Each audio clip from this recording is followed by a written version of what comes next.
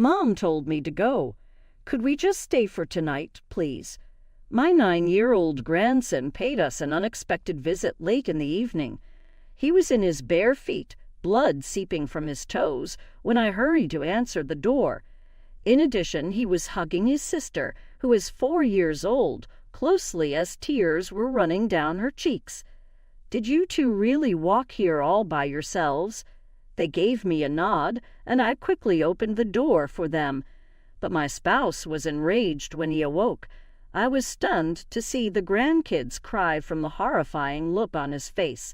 They should have been allowed to stay for just one night, I believed. Following that, I was astounded by what my spouse had done. I'm Eleanor, a 63-year-old housewife who resides with her 2-year-old husband, George. He taught high school until retiring at the age of 60. Both of our kids are grown-ups and self-sufficient. Our son, Simon, resides in the surrounding town, and our daughter, Claire, resides in a nearby apartment. Our eldest son's wife, Victoria, is breathtakingly gorgeous with transparent white skin. With such large eyes, she could make even ladies flutter. As long as she said nothing, she was the perfect daughter-in-law. She did, however, have a terrible mouth. Why a lady of my caliber would marry a man like him is a question that everyone asks. Are you saying Simon isn't up to your standard? He makes a respectable living and works for a prestigious firm, but let's face it, he's not particularly attractive. But I'm not that particular, so I suppose he's lucky. The insults she leveled at my own son made me feel furious. Who do you think you are? I didn't want to get into an argument, so I resisted the need to speak. My spouse, though, was unable to remain silent. Simon sure married quite an impressive wife, didn't he? Victoria seems unmoved by the snarky comment and even grinned dismissively. All Simon could do in return was grin. Victoria is too good for me, he declared. When I saw this, I assumed that my gentle son was probably having some marital difficulties. They did, however, have a child together, Daniel, our first grandson, in spite of their disagreements. Daniel had an exceptionally attractive face and bore a strong resemblance to his mother. He had Simon's personality in terms of kindness, which was the ideal fusion of his parents' greatest traits. Sometimes Simon would bring Daniel over to our place, and I always looked forward to it. Victoria did not come much, but I felt that this could be best for us both. Then, 5 years after Daniel's birth, we also received Emily, our granddaughter. She was a sweet little girl with wide eyes, round cheeks, and light complexion. But when I went to my son's house to celebrate her birth, Victoria gave the baby a contemptuous stare. Daniel is gorgeous and looks like me, so why is this one so ugly and plump? Is she even similar to anyone? She is not at all cute. Don't say that. You're a mother. She's adorable exactly the way she is. I am free to say anything I want regarding my own child. Are you attempting to cause me problems? I won't fall short against a hag like you, though. My husband's expression altered as soon as he heard this conversation from me next to him. He seemed ready to yell in my support, so I stepped in quickly. Rather, it was our kid who became enraged and raised his voice. Enough, Victoria. Parents arrived to celebrate. You can only be impolite to so much extent. How strange that you would confront me. Very intriguing, she remarked, giving Simon a fierce glare and appearing prepared to attack. I gave in easily. I apologized to Victoria. You're in a tough period right now after giving baby. It wasn't wise of me to say that. I'm sorry. I hope you will pardon me. Exactly. You ought not to have said. Instead of traveling all the way here, you might have just given a gift of money. I was unable to speak out, but Victoria's manners were always bad. It was because of these kinds of occurrences that we drifted apart later. But Simon still brought Daniel and Emily around to us on a regular basis. Although seeing our gorgeous grandchildren made us delighted, I was still a little worried. Daniel was intelligent and chatty, while Emily barely spoke at all, even at 3 and 4 years old. Her hands were dry and scratchy, and her pale complexion had acquired a rather dark shade from sunburn. Victoria responded to my question about it by saying Emily enjoyed playing in the garden. Having said that, our granddaughter's skin condition was quite worrying. Our family experienced tragedy one day. Simon, my son, went away unexpectedly. During his travel, he went from a pedestrian bridge's stairs, and an ambulance was called to take him to safety.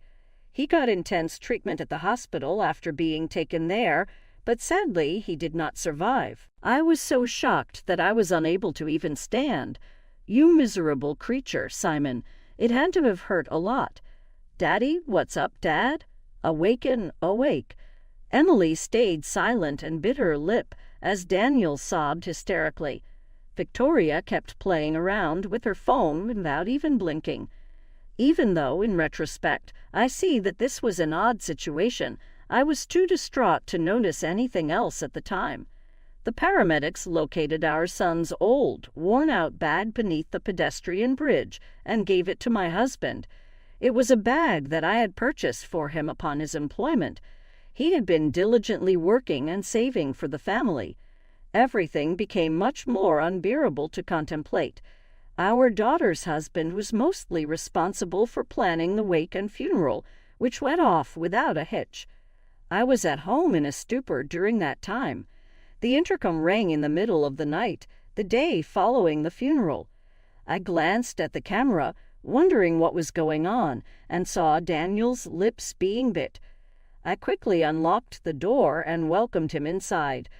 Daniel forced back tears and said, "Mom told us to leave," in an unusual voice. "Could we just stay for tonight, please?" My grandson had blood seeping from his toes, and he was wearing bare feet. "Did you two walk here all by yourselves?" The grandkids gave a nod, but the travel from the nearby town took 10 minutes. Daniel, who is 9 years old, could be able to walk, but Emily was only 4 years old. They must have been scared because it was the middle of the night. My husband had also woken up when I allowed them into the living room, so I talked to him about Daniel's wish to spend the night.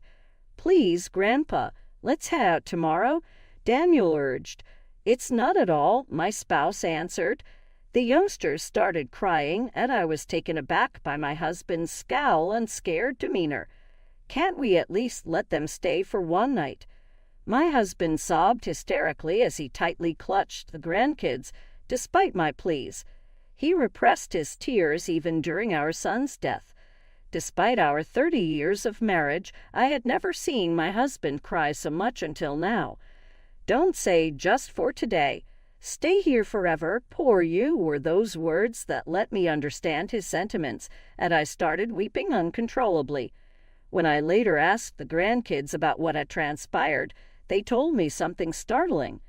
Despite being expected to be a stay-at-home mom, Victoria frequently left the kids alone at home throughout the day. She would often chastise Emily and shove her harshly for different reasons, even while she was at home. Victoria would yell fiercely, "Shut up," whenever Emily sobbed. "Keep silent, you bother me." Emily eventually mastered the art of weeping soundlessly. Because he felt terrible for Emily, Daniel apparently received criticism too when he attempted to stand up for his younger sister. Emily was not permitted to attend kindergarten, therefore she was not able to escape his mother's conduct as he could by going to school. Emily looked to have gone outdoors every day to weed the garden while her mother was living there. She did this in an attempt to get Victoria to give her less criticism and maybe even some praise. This explains why her hands were rough and her skin intensely browned. Maybe Emily is afraid of getting reprimanded, which is why she can't say anything.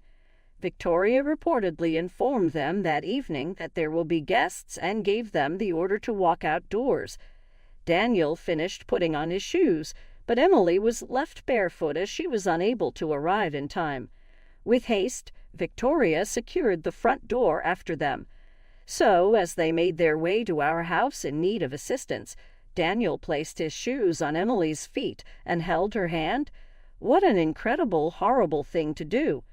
I made many attempts to phone my daughter-in-law, but was unable to get through. I chose to spend the night with my grandchildren because it was late at night. Daniel, nevertheless, woke me up early in the morning. I apologized to Grandma for waking you up. Emily claimed to have seen Dad in a dream. Well, did she not? Then Dad told Emily to look inside the bag. Though his words surprised me, I couldn't help but wonder if there was more to it after noticing Daniel's grave demeanor. Telling my husband what Daniel had stated, I got him out of bed. My spouse was initially dubious because he was still sleepy, but he cried out in shock after seeing our son's suitcase. In no manner. This is ridiculous. This is beyond forgiveness. We were so furious that we made the decision to act. In a hurry, we contacted our oldest daughter, Claire, who lives close by, and requested her to come watch the grandkids at our house. My spouse and I, in the meantime, hurried to our son's residence and rang the doorbell many times, but nobody came. We rang the doorbell nonstop until my daughter-in-law at last showed up, looking unkempt and wearing her pajamas with the collar open. Gosh, it was loud. Who the devil is that? I saw a young man with brown hair crofts in the rear of the room at that very time, absolutely nude. I was aware of it, but my daughter-in-law widened her eyes and hurriedly closed the door as soon as she realized it was us. You came here so abruptly, it's really nasty of you. Return home. Aggressively, my daughter-in-law yelled from behind the door. We need to talk about something urgently. I said, please open the door. She answered, I can't open it right now. With reluctance, I used the key I discovered in my son's backpack to open the door. The earlier young man ran inside and yelled, "Oh no, run!" After hastily getting ready, he ran out of the home. Victoria stood in the doorway, glaring at my husband and me with no remorse at all. Why are you even in this place? Are you already cheating on your husband the day following his death, before anything else? Stop being absurd. Well, he's simply a dude who fixes gas. What? So gas fitters these days do their jobs without clothing on. Victoria clicked her tongue in frustration at my mockery. Despite having a lovely face, her countenance betrays her nasty nature. Simon has left, and I'm done with the two of you. You are not entitled to speak. Simply depart. My spouse questioned her purposefully, his face crimson with rage. I can't see the grandkids at this moment.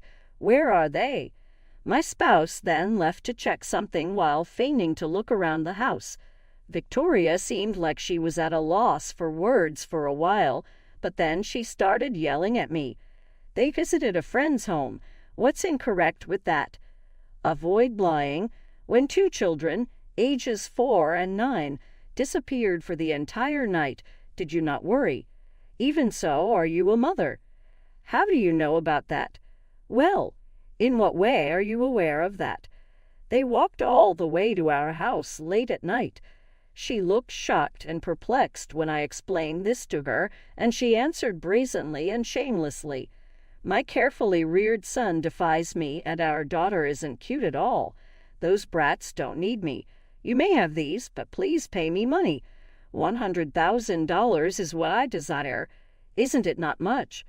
I mean, she was the worst type of lady ever. The idea that a lady like her had caused suffering for my son and grandkids made me feel furious. Too bad you can't squander money in prison. I have a tape of our whole chat. Well, how innocent you are. For being a touch too severe with the kids, I'll be discharged quite soon. It's not only about the kids. You are aware that taking another person's life is a terrible offense, are you not? There's evidence. In actuality, Simon's journal was inside the bag. He assumed Victoria was having an affair because of her frequent trips. Additionally, there was a report from a detective Simon had hired to look into the matter. In fact, based on his account, his wife was having an extramarital affair with a young man that she met at a bar, the very man who ran away from the house.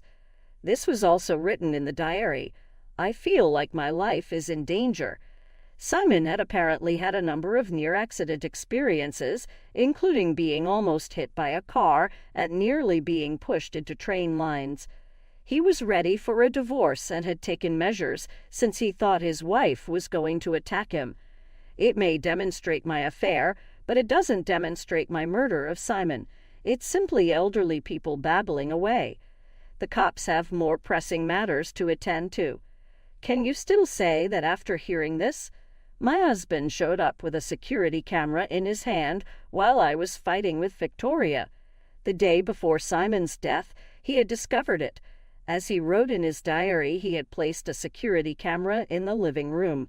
When the recording was played back, his wife and the young man were speaking. I violently shoved your spouse down the steps. This time, everything went smoothly. I'm grateful. We will now receive a substantial life insurance benefit. Victoria's lips trembled wildly and she went pale.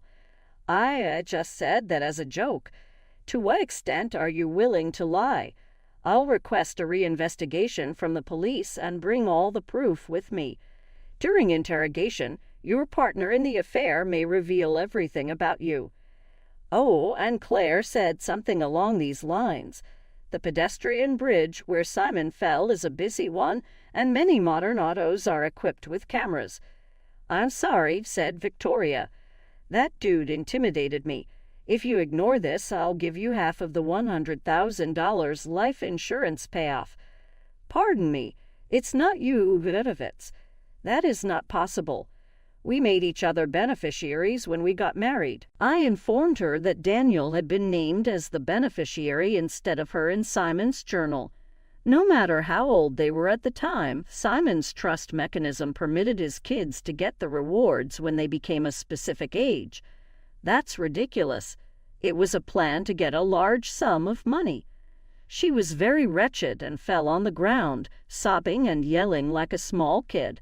We silently and icily observed her. Both were then taken into custody.